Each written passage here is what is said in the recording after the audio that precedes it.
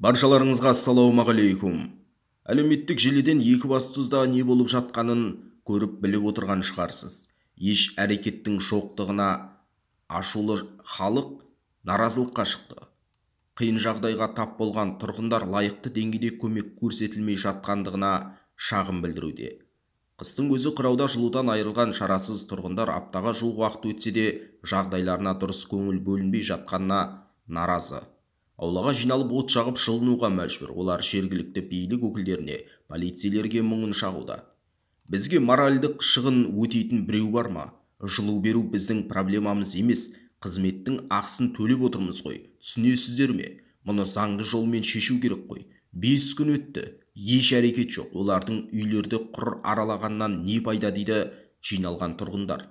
Құзырлы органдардың әрекетінен берекет болмай отырғанын сынға алғандар қақаған аязда бой жылдар пана таппай жүрген ағайын ахуалдарының елеусіз ескерусіз қалғандығын айтады. Бүкіл құбыр су қатып қалды. Қалай өмір сүру керек? Құрығанда биодәретхана неге ұйымдастырмайды? 21 ғасырда өмір сүріп жатыр емеспіз бе дейді жиналған тұрғындар. 90%-ға жуық өңірдің жылуы түгел жоқ.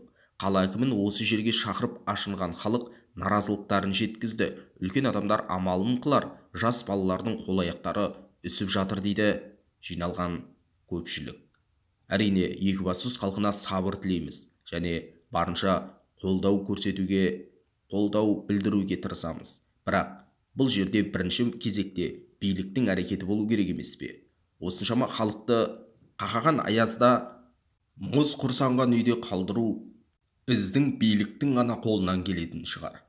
5 күн бойы әрекетсіз отырған басшылықты тезірек орнынан алу, сондай-ақ тиісті шаралар жүргізуді күтетін боламыз.